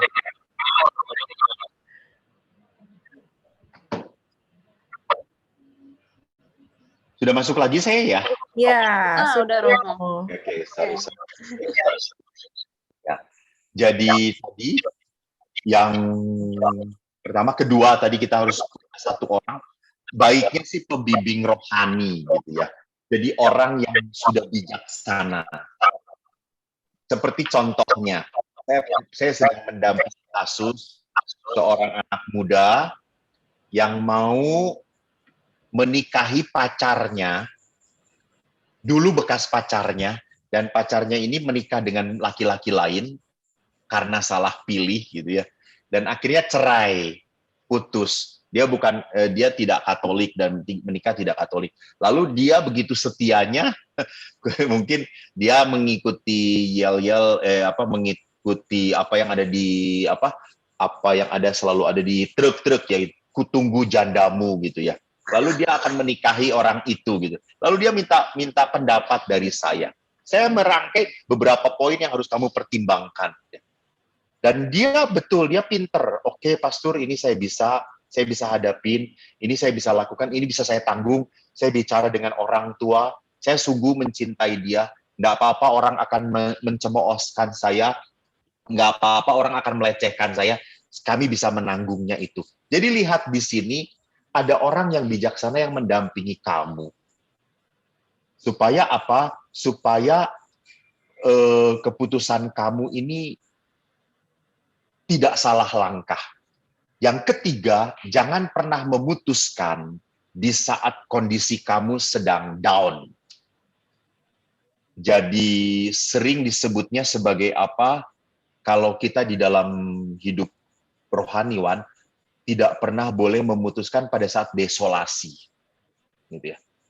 Karena keputusan saat desolasi selalu keputusannya berbau emosi, berbau tidak pernah punya warna demi perkebaikan, selalu menjadi sesuatu keputusan yang reaktif, gitu ya. Jadi pada saat terpuruk jangan pernah membuat keputusan. Contoh misalnya, kan ada tuh seorang kakak di dalam keluarga, adiknya duluan sudah menikah. Lalu kakak ini, maaf ya, ini saya tidak mengada-ngada, tetapi ini sesuai dengan kenyataan. Merasa agak minder karena adiknya sudah menikah duluan. Lalu si mamanya ini selalu nanyakan, kamu kapan nikahnya, gitu ya. Dan akhirnya dia secara sembrono karena terpojok, karena ditekan, gitu ya. Sebetulnya sih orang tuanya nggak menekan sih, tetapi karena ngomong tiap hari gitu ya, lama-lama kan tekanan juga gitu ya. Akhirnya dia menikah dengan orang yang sembarangan. Dan betul, hanya 1 tahun dia punya kasus besar yang tidak dia duga sebelumnya, laki-laki ini. Jadi akhirnya toh dia menyesal sekali bahwa menikah, karena terdesak. Jadi itu yang ketiga, faktor ketiga adalah di saat kamu desolasi, jangan pernah memutuskan sesuatu. Ingat, keputusan itu harus dipilih, dibuat pada saat kamu sedang berada di dalam konsolasio, sukacita, tenang, damai. Buat keputusan saat itu. Dan yang ketiga, yang terakhir adalah Setiap kamu memutuskan, selalu minta Roh Kudus membimbing kamu. Jadi minta Roh Kudus membimbing kamu. Sehingga di saat keputusan itu begitu sulit bagi kamu, berat bagi kamu, kamu minta Tuhan mampukan saya untuk melakukannya. Ini kisah indah yang saya pernah sharingkan di dalam YouTube atau apa gitu, saya lupa lah pokoknya. Saya punya sahabat yang tahun 2019 akan menikah. Saya diminta datang karena saya minta memberkati. Oke, kata saya. Tiba-tiba 2019, kok saya tidak dapat berita-berita dari dia? Saya WA dia, loh kamu kapan menikahnya gitu ya? Kita tahu bahwa 2019 kan kita kena COVID tuh ya, sedang pandemi. Lalu dia berkata, Romo, rencana saya batalkan, Romo, saya tunda dulu. Terus saya tanya, kenapa? Seluruh uang tabungan yang saya dan calon saya kumpulkan habis untuk membiayai mama dan saudari saya yang kena COVID. Saya biayai mereka masuk rumah sakit.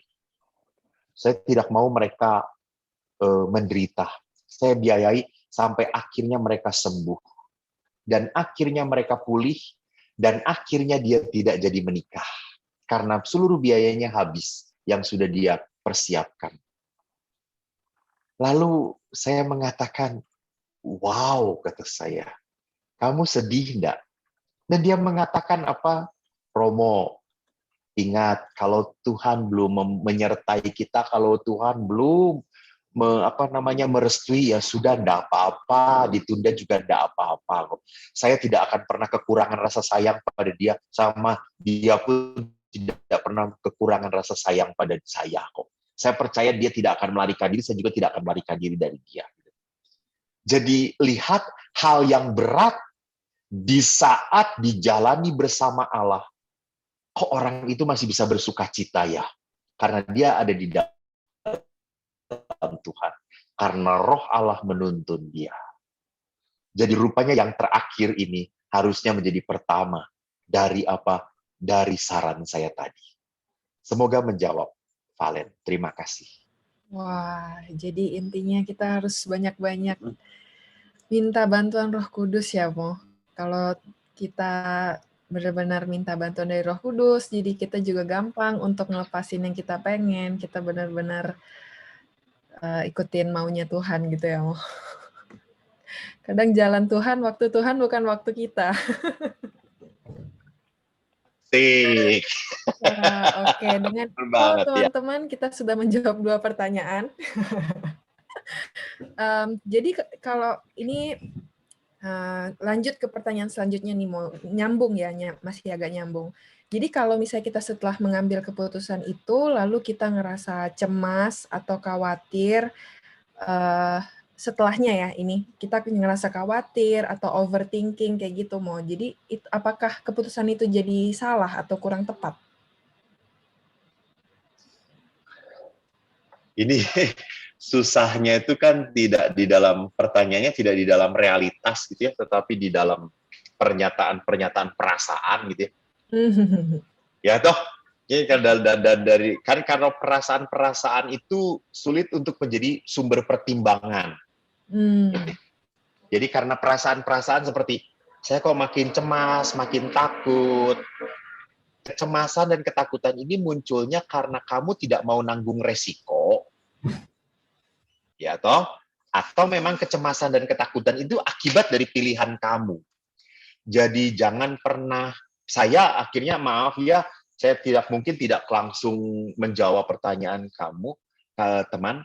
Saya hanya mau mengatakan apa, Allah itu bisa membentuk kita dari hal-hal yang tidak nyaman dalam hidup kita, di dalam penderitaan. Saya berkali-kali mengatakan di dalam permenungan saya, dan itu saya imani, Allah itu bisa memberkati kita melalui penderitaan. Asal kita melihatnya dengan kacamata iman. Kacamata iman. Kalau orang beriman kan melihat berkat itu hal-hal yang baik dong, hal-hal yang sukacita dong, hal-hal yang enak dong. Tetapi bagi seorang beriman, dia bisa melihat berkat di balik sebuah penderitaan. Ada karya Allah untuk hidup kita. Jadi pada saat kecemasan dan ketakutan, perasaan-perasaan itu makin menekan, coba direnungkan dulu, perasaan ini munculnya karena apa? Karena Anda takut mengambil resiko-resikonya gitu ya. Atau kecemasan dan ketakutan ini adalah kecemasan dan ketakutan karena salah. Jadi kalau kecemasan dan ketakutannya karena guilty feeling gitu, karena ini salah, keputusan yang salah, keputusan yang tidak tadi, yang membuat orang akhirnya tidak memuliakan Allah, menyakiti orang lain, tidak lebih mulia, maka betul keputusan itu harus dikoreksi, harus diperbaiki. Jadi, jangan pernah takut untuk apa? Untuk mengoreksi sebuah keputusan. Gitu. Tapi lihat keputusannya harus seperti apa dulu gitu ya. Kalau udah nikah sih nggak bisa keputusannya diambil alih. Jadi setelah nikah, kok saya merasa cemas. Terus seorang istri kamu nungguin, mana gaji lu? Ya dia selalu cemas dong. Jadi kecemasan itu bukan kecemasan karena salah. Itu sih kecemasan kamu ingin lari dari tanggung jawab kamu, gitu ya. Lihat di situ. Kan itu perasaannya susah sekali untuk dipertimbangkan. Karena munculnya dari mana harus dilihat dulu. Iya. Terima kasih. Ya, terima kasih Romo. Karena balik lagi ya, mau kayak ada juga kan kayak aku sih suka dengar orang kayak bilang kalau misalnya perasaannya damai, senang, berarti dari Roh Kudus. Tapi nggak juga ya, Mo ya. Jadi harus diuji terus ya, Mo ya. Ada. Oke, sebelum kita lanjut lagi ke pertanyaan selanjutnya nih, karena banyak banget yang bertanya, mungkin topiknya juga menarik. Ada teman-teman yang mau langsung bertanya sama Romo, dipersilahkan. Ayo. Nggak apa-apa, nggak buka video juga nggak apa-apa lah, suaranya aja. Mumpung ketemu Romo Eko-nya langsung. Iya. Biasa orang muda selalu berani ngomong kok, nggak apa-apa, di chat aja. Oh iya, udah. Iya. Berarti Atau kita chatbox juga langsung lanjut aja ya. Slide dulu. Kita lanjut yang di slide. Nah, ini ada pertanyaan menarik nih, Mo. Mengenai topik memilih yang baik dan hampir baik nih, dalam hal memilih agama, Mo. Gimana cara kita mengetahui agama terbaik untuk kita? Bagaimana kita bisa yakin kalau Katolik adalah yang terbaik? Aduh, berat nih. Silakan, Romo. Ya, jadi kalau kamu sudah sama gitu ya, kalau kamu sudah menjatuhkan pilihan itu untuk kehidupan kamu, kamu harus imani sampai mati. Sama, saya menjadi imamat, menjadi seorang imam, ini adalah pilihan saya, ini adalah jalan Tuhan untuk membahagiakan saya. Bagaimana ya Romo begitu yakin? Ya jalanin. Gitu ya. Bukan dipikirin, jalanin. Gitu ya. Pada saat saya menjalankan, di situ saya menemukan karya-karya Tuhan. Di situ saya menemukan kasih Allah. Di situ saya menemukan penghiburan dari Tuhan. Di situ saya menemukan penyertaan Tuhan. Apa enggak gila ya teman-teman? Saya mendoakan seorang anak yang kena kanker hanya lewat telepon anak itu sembuh. Apa enggak gila? Bukan saya. Gitu ya. Dan anak itu bersukacita sekali. Romo, setelah didoakan Romo, saya tenang sekali. Saya sukacita, saya damai. Sorry ya, bukan Romo Eko-nya, bukan si Eko-nya, bukan. Pada saat itu saya berkata, Tuhan terima kasih. Thank you. Engkau mau menggunakan saya. Terima kasih Tuhan, terima kasih. Saya tidak pernah mau mengatakan itu adalah karyanya saya. Enggak. Itu untuk menunjukkan apa? Saya dipakai oleh Allah. Syukur pada Tuhan. Jadi saya hanya tahu bahwa ini adalah panggilan Tuhan pada saat saya menjalani. Dan pada saat saya menjalani, saya pegang teguh. Apakah tidak ada godaan? Pasti ada godaan. Banyak banget godaannya. Entah godaan, godaan untuk cari ketenaran, entah godaan untuk, ya udahlah jadi pastor ngapain repot-repot lah. Gitu ya. Harus ngisi rekoleksi, renungan, webinar, sana-sini. Udah jadi romo, diem aja di rumah kan enak-enak tuh, tenang-tenang aja toh gitu ya. Daripada ribut, saya setiap minggu ini harus Zoom aja, 1 minggu ini 6 kali Zoom gitu setiap malam. Sama dengan Bapak Uskup Bandung, ya sama-sama kemarin ketemu mengeluh. Kita kalau jadi romo biasa juga bisa aja ya. Iya, bisa gitu ya. Tapi pertanyaannya, apakah itu yang dikehendaki Tuhan? Tidak. Tuhan itu selalu menuntut pengorbanan-pengorbanan kita, saudara-saudara. Dan di saat itu rupanya apa? Buahnya sukacita, buahnya damai. Saya senang sekali beberapa ibu-ibu berkata, Romo terima kasih ya Romo. Renungan Romo ini memang tidak dalam-dalam banget, dangkal tapi enak gitu, lucu jadi syukurlah gitu. Saya nggak bisa kalau dalam tenggelam nanti kayak kapal itu juga gitu kan, tenggelam nggak bisa naik lagi ke atas gitu ya. Gitu. Jadi perhatikan di sana bagaimana saya bisa tahu itu kehendak Allah, jalani. Bagaimana saya tahu iman saya Katolik ini adalah iman yang benar, ya jalani. Gitu ya. Lalu pada saat Anda menjalani, di situ Anda pun harus punya kemauan untuk apa? Melihat kekayaan, melihat berkat dari apa yang sedang saya jalani. Kalau engkau masuk gereja Katolik dan engkau hanya mencari-cari kekurangan gereja Katolik, udah jangan jadi Katolik aja, gitu ya. Lu nggak akan betah. Sama, lu kawin dengan perempuan. Lalu udah kawin, kamu cari itu perempuan kekurangannya. Dari ujung kuku sampai ujung rambut. Lama-lama perempuan itu akan ngeracun kamu, gitu ya. Dia tidak akan membahagiakan kamu. Jadi pada saat engkau sudah memilih dan tinggal di dalam pilihan itu, cari berkat-berkat apa yang ada di dalam pilihan saya ini. Baru di situ kau akan mendapatkan kelimpahan, rasa sukacita, kecintaan yang mendalam. Sungguh, saya menjadi seorang Katolik, menjadi sebuah berkat yang terindah dalam hidup saya.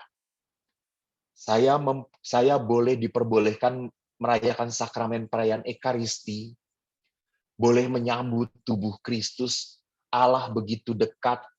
Saya boleh masuk ke dalam sakramen rekonsiliasi, didamaikan kembali oleh Tuhan. Tuhan mengampuni saya, Tuhan membebaskan belenggu, ketakutan saya. Itu menjadi sebuah rahmat yang terindah. Dan saya banyak melihat juga umat-umat Katolik pada saat mereka ketakutan menghadapi ajal. Saya dipanggil untuk memberikan sakramen perminyakan. Orang-orang sering mengatakan sakramen perminyakan adalah sakramen pencabut nyawa, gitu ya. Tapi tidak sedikit juga umat yang setelah diberi perminyakan semakin damai, semakin tenang. Mereka merasa bahwa dalam sakratul maut ini Tuhan menyertai saya, Tuhan menguatkan saya. Apa enggak saya itu waktu mendengarkan seperti itu langsung bergetar tuh, dan Tuhan thank you banget gitu ya. Saya boleh mengalami ini, saya boleh mendampingi dia untuk menghadap engkau di dalam ketenangan, kedamaian, dan keikhlasan. Jadi itulah bagaimana saya yakin bahwa iman saya, pilihan saya, pasangan saya, itu adalah yang terbaik dari Tuhan. Ya pilih dulu, masukin dulu, rasakan, lalu setelah memilih, cari hal-hal yang positif, kekuatan apa yang ada di dalam diri dia. Jangan pernah lupa, 2000 tahun lebih Katolisitas sudah hidup. Berapa santo santa yang ada di dalam gereja. Berapa ribu orang yang berani mati demi iman Katolik. Apa nggak dahsyat iman kita ini? Dan kalau Anda memilih seorang wanita, betapa hebatnya dia, betapa murah hatinya dia, betapa dia itu mau berkorban, mau hidup bersama elu. Gitu ya. Jadi disitulah pentingnya kita untuk mencari keindahan dari apa yang kita miliki. Semoga menjawab. Thank you. Amin. Thank you, Romo. Jadi kalau mau research, mau nyari-nyari itu sebelum jadi ya, Mo. Kalau udah jadi, jangan nyari-nyari lagi ya, Mo. Ya iyalah. Research dulu baru Nggak memutuskan. bisa. Mungkin ini juga, Valen, saya juga tertarik dengan saudara-saudaraku, teman-temanku yang sudah dibaptis sejak kecil, gitu ya. Jadi seolah iman ini hanya menerima begitu saja, gitu. Dan banyak anak muda yang blaming. Gue kan jadi Katolik kan dari sejak kecil, gitu ya. Sejak kecil dari orang tua gue, gitu ya. Jadi seolah-olah dia tidak bisa apa-apa lagi, gitu ya. Ya sudah, saya terima. Mau apa lagi, gitu. No. Setelah Anda mendapatkan anugerah iman, jangan lupa loh, orang tua itu ngasih iman kepada engkau, iman Katolisitas. Kenapa? Karena orang tuamu merasakan bahwa iman ini yang terbaik bagi mereka. Saya yakin kok orang tua itu ngasih sesuatu yang baik untuk anaknya. Hanya anaknya kan belum merasakan kebaikan, tinggal didamai di dalam imannya. Maka setelah engkau tinggal di dalam gereja Katolik, ya carilah kedahsyatan iman gereja Katolik itu seperti apa gitu. Jadi searching-nya, research-nya bukan untuk menganulasi, mendelete iman, tetapi untuk meneguhkan iman. Gitu. Mantap. Meneguhkan pilihan. Thank you. Thank you, Romo. Ya. Oke, lanjut ke pertanyaan berikut. Ini ada yang nanya nih, Mo. Gimana caranya supaya kita tidak terpengaruh keinginan daging? Apakah dalam hidup kita itu nggak boleh mau cari harta, tahta, dan wanita?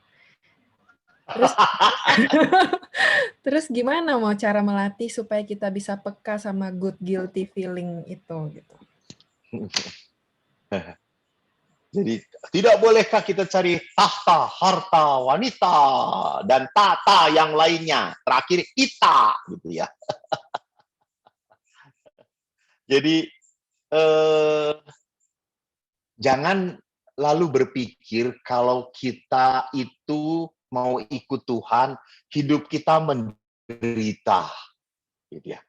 Kan tahta, wanita, harta, menderita. Bukan. Gitu ya. Kalau saya tidak punya tahta, harta, dan wanita itu pasti menderita. Enggak. Jadi Allah menciptakan dunia ini untuk kita. Untuk kita pelihara. Jadi kalau kita hidup di dunia, kita harus belajar apa? Menikmati. Saya kok punya kata menikmati ini bukan hedonis ya, bukan hedonis gitu ya. Kenapa? Karena kenikmatan yang saya anjurkan adalah kenikmatan yang melahirkan rasa syukur, rasa syukur. Dan rasa syukur ini akhirnya akan apa? Akan membawa pujian, kemuliaan pada Tuhan. Betul atau tidak? Betul. Jadi kenapa orang sulit sekali memuji Tuhan secara jujur? Jangan-jangan orang itu tidak bisa bersyukur. Contoh, saya itu kan diminta oleh beberapa kelompok untuk mencari donasi. Gitu. Ada yang membangun gereja, ada yang butuh untuk bencana alam, ada yang membangun rumah retir. Saya diminta untuk memberikan talk, lalu pembicaraan untuk mencari dana. Mungkin wajah saya ini memang wajah yang harus dikasihani, gitu ya. Sehingga setiap orang tuh kalau melihat saya kasihan gitu, kasih, kasihan gitu. Tidak diurus oleh orang tuanya sampai wajahnya kayak gitu ya. Sehingga saya diminta untuk menjadi pastor yang mencari dana. Jujur saya mencari dana tidak mencari orang kaya. Enggak. Saya mencari orang yang bersyukur. Kalau orang mencari orang yang kaya itu belum tentu bisa bersyukur, belum tentu loh. Karena jangan-jangan orang kaya itu saking dia mencintai uangnya, akhirnya apa? Dia selalu merasa tidak cukup, belum cukup. Untuk gue aja belum cukup gitu ya. Dirinya sendiri. Padahal orang lain sudah melihat, gila lu punya segala-galanya masih belum cukup. Ya karena apa? Karena rakus. Jadi kalau orang bersyukur, itu akhirnya adalah orang yang berani berbagi. Orang yang sukacita, memberikan. Maka saya tidak setuju kalau teman-teman mengatakan, lalu kalau orang itu hidup di dalam roh, nanti hidupnya berat. Penuh dengan tekanan, penuh dengan aturan. Enggak, sukacita. Saya menjadi pastor, sukacita. Saya senang. Saya punya hobi naik motor. Saya punya hobi naik sepeda. Gitu ya. Jadi, Anda punya hobi, boleh banget. Gitu ya. Tapi hobi itu jangan sampai merusak panggilan hidup saya. Gitu. Contoh, saya seorang pastor. Misalnya hobinya hangout malam hari. Ya itu udah nggak bener, merusak panggilan iman saya. Gitu. Jadi kalau ada pastor hobinya ngumpul, kongko sampai malam, sampai jam 2, jam 3, lalu dia harus bangun jam berapa? Dia kan jam 5 atau jam setengah 6 harus sudah berdoa. Kapan dia doanya? Gitu ya. Kapan dia ekaristinya? Jadi hal-hal yang menyenangkan, fun, itu bukan berarti hilang dalam hidup kita. Gitu. Jadi fun itu tidak dicari kok, nggak perlu dicari. Pada saat engkau mencari fun, mencari kesenangan, kamu nggak akan dapat. Kamu hanya senang doang, lalu pindah lagi ke kesenangan lain. Nggak. Kebahagiaan itu bukan dicari. Kebahagiaan itu kau akan peroleh pada saat kau bisa menikmati, melakukan sesuatu, memberikan keberartian dalam hidup kamu. Jadi jangan takut, hidup dibimbing oleh Roh Kudus tidak akan pernah membuat kamu menderita. Bukan berarti karena dibimbing Roh Kudus jadi jalannya seperti ini. Lurus terus. Nggak nengok kanan dan nengok kiri. Ada perempuan cantik, kamu tidak mau melihat itu dosa. Nggak. Saya juga waktu di Filipina, teman saya pakai tank top. Saya senang melihatnya. Terus saya selalu berkata, kalau mereka, Father, I will confess with you. No, okay. But not like that, kata saya itu. Why? Ya kamu pengakuan dosa, kamu diampuni dosanya. Saya jadi tambah berdosa, kata saya itu. Kenapa? Karena saya menikmati tubuhmu melihat, kata saya. Oke, Mo. Nah, Mo, kalau itu ada pertanyaan yang nyangkut nih, Mo. Maksudnya yang bersangkutan ya. Kalau soal dosa nafsu, hawa nafsu gitu tuh. Kalau misalnya dosanya itu nggak menyakiti orang lain, jadi pelampiasannya itu ke, maaf ya, Mo, ke masturbasi. Itu gimana, Mo? Itu kan nggak menyakiti orang lain, Mo. Jadi apakah... Benar banget, tidak menyakiti orang lain. Tetapi masturbasi itu adalah penyimpangan secara seksual. Dari segi apa? Dari segi Alkitabiah. Jadi ingat, persekutuan pria dan wanita dalam hubungan seksual hanya sah, seksualitas itu hanya sah di dalam perkawinan. Maka kenikmatan seksual pun hanya sah pada saat dilakukan oleh suami istri, bukan self-service. Gitu ya. Jadi kalau self-service, di situ akhirnya melihat seksualitas sebagai apa? Kesenangan, pleasure. Di situ salahnya. Karena seksualitas itu bukan untuk pleasure. Seksualitas tujuannya untuk apa? Untuk kelahiran anak. Pleasure itu nilai tambahnya. Lu bayangin kan Tuhan menugaskan kepada manusia, berkembang biaklah dan beranak cuculah. Lalu seks itu menyakitkan gitu ya. Ya berat gitu. Tuhan sudah menyuruh beranak cuculah, lalu berbuat seks itu nyakitin seperti dipotong-potong gitu ya alat kelaminnya. Ya nggak mau orang akhirnya berkembang biak gitu ya. Jadi kenikmatan dalam seksualitas itu adalah demi sebuah apa? Perkembangbiakan. Dan orang-orang yang sering terobsesi dengan masturbasi, saya hanya sharing saja karena saya berbicara itu juga dengan para psikolog, berbicara lama-kelamaan di dalam hidup rumah tangganya pun akhirnya tidak bisa melihat hidup seksualitas sebagai seksualitas, tetapi sebagai sensualitas. Akhirnya sensualitas untuk apa? Tujuannya saya senang doang. Saya puas. Padahal dalam hidup seksualitas, apalagi pria dan wanita, cara gaya mereka berbeda. Dan kita harus bisa memahami. Saya tidak akan menjelaskan, nanti Denny senang banget gitu ya, makin mengerti gitu ya. Siap, Romo. Kena Sudah? lagi. Valen? Padahal nggak ngomong. Mo, ini ada yang request nih mau nanya langsung. Satu terakhir ya, Mo ya? Itu terakhir ya, oke. Terakhir ya, oke. Oke, yang mau bertanya boleh buka mic dan videonya. Silahkan. Halo, malam Mo. Halo, selamat malam. Aku dengan Mega mau Hai. tanya Mo. Kan tadi Romo bilang kayak agama Katolik itu harusnya kan nggak sulit gitu kan Mo. Harusnya ya dibimbing Roh Kudus jadi lebih mudah gitu kan. Tapi adalah kayak aku kan misalnya sekarang nih aku mau tanya ke Roh Kudus gitu kan. Jadi kan jadi setiap pilihan dalam hidupku jadi harus tanya ke Tuhan dulu mau kayak misalnya gue mau ke rumah teman atau mau ke rumah orang tua ya. Gue mau kerja atau mau tidur dulu ya. Gue mau beli anjing atau gue nggak usah beli anjing ya. Kayak jadi gimana ya, mau aku orangnya rada nggak bisa menentukan pilihan. Aku indecisive gitu loh mau orangnya. Jadi kayak kalau tanya ke Roh Kudus tuh kayak kan nggak instan kan mau jawabannya kan harus kayak lama gitu nunggu berapa hari gitu. Kalau misalnya kita butuh sesuatu yang instan, gimana jadi kayak jadi nggak ngapa-ngapain. Bengong. Jadi gimana ya? Ya harus balik lagi ya mau kayak maksudnya itu memuliakan Tuhan, bikin kita makin kudus atau gimana gitu ya mau. Soalnya kadang-kadang aku kayak kok ribet banget ya. Semuanya harus sebagai orang Katolik kok kayaknya semuanya harus ditanyain gitu loh. Oke, ya Mega, thank you Mega. Ya. Jadi Mega tadi kan saya sudah ngomong ada hal-hal tertentu yang sering kali harus kita otomatis. Otomatis apa? Di sini lihat ya. Otomatis kita orang baik atau kita orang jahat. Jadi kalau kita otomatis orang baik, kita akan memilih selalu demi kebaikan. Otomatis begitu. Tes. Karena kita sudah terbiasa.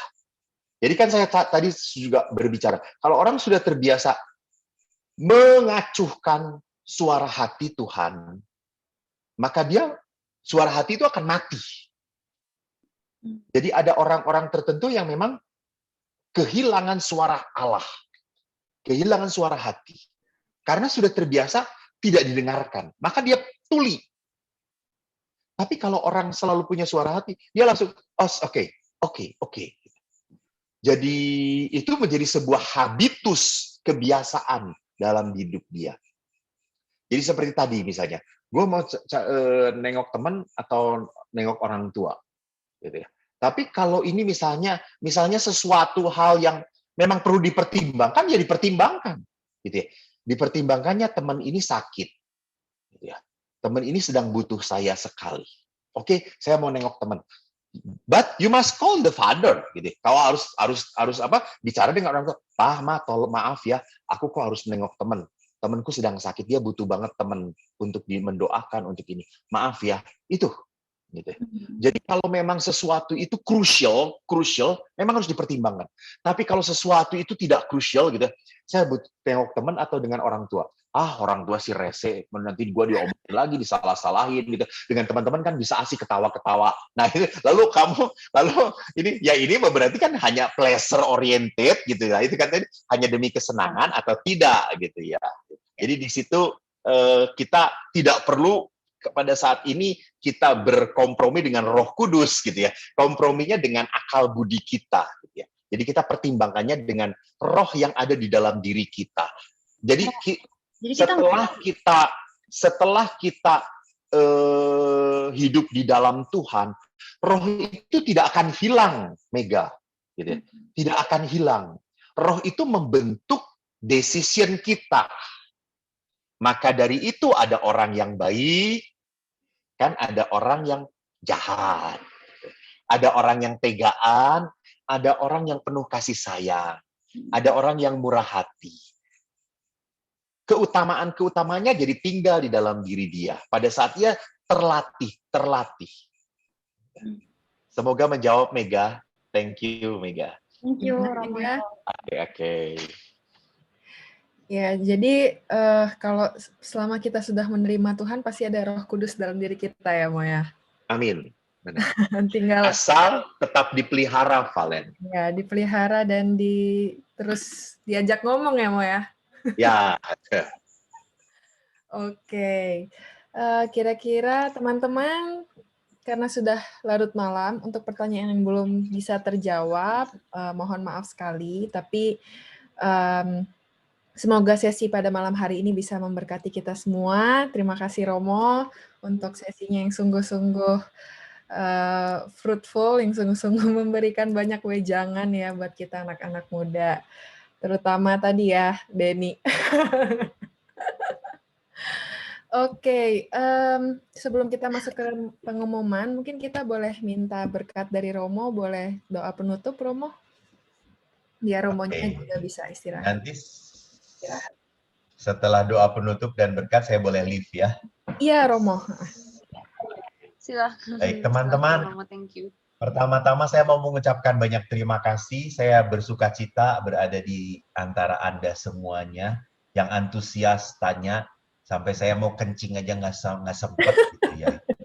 Minum aja nggak sempet.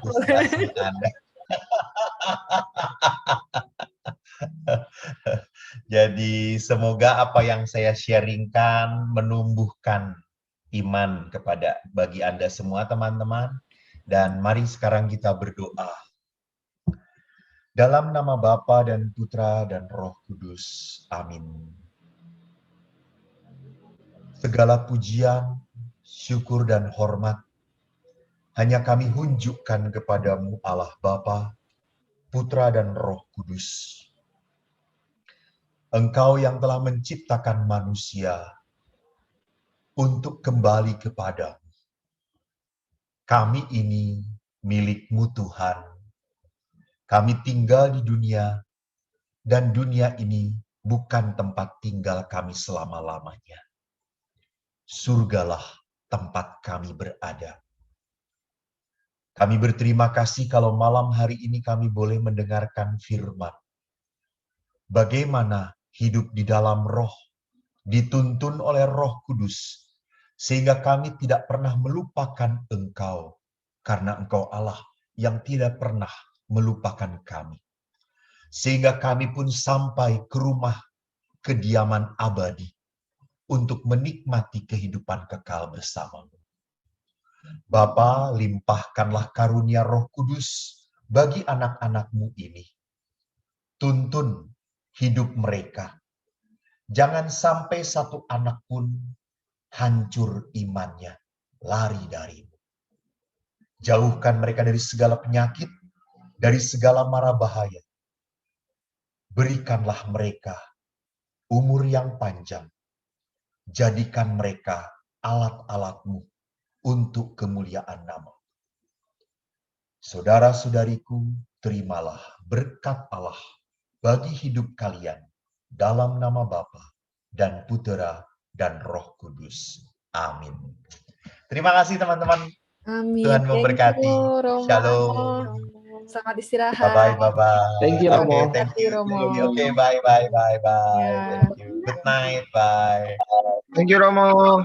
Okay, bye-bye, Ron. Tapi teman-teman jangan kemana-mana dulu ya. Kita masih banyak Oke, teman-teman info-info. semua, tolong jangan leave dulu ya. Kita minta waktunya 5 menit saja. 5 menit saja. Terima kasih untuk teman-teman yang sudah hadir, tapi kita ada sedikit pengumuman, sedikit, tunggu sebentar ya. Oke, langsung tim admin. Ya, teman-teman, mungkin untuk teman-teman yang sering dengar atau yang banyak juga mungkin yang belum tahu, kita ada acara Panen Talks. Boleh langsung Ibu Mega atau Bapak Biondi nyalakan mic-nya. Ayo cepat. Ya, halo semua. Halo semua. Ya. Ayo kita ada acara yang kita tunggu-tunggu nih tentunya Lin ya. Iya. Tapi kita sayangnya kita bukan Biondi sama Mega nih. Iya, Disangka sama orang. Maaf ya. Kita kenalin dulu nih. Saya Calvin ya. Iya. Satu lagi siapa? Teman-teman, halo, salam kenal. Jadi kita ada acara Panen Talks ya, Vin. Dan ini 5 hari lagi. Jadi Betul, 5 hari lagi. Tapi jangan lupa. 5 hari lagi kita benar-benar kasih kesempatan teman-teman buat daftar acara ini gitu. Betul, tapi close pendaftaran 3 hari lagi, jangan lupa. Jadi bagi teman-teman yang belum daftar, jangan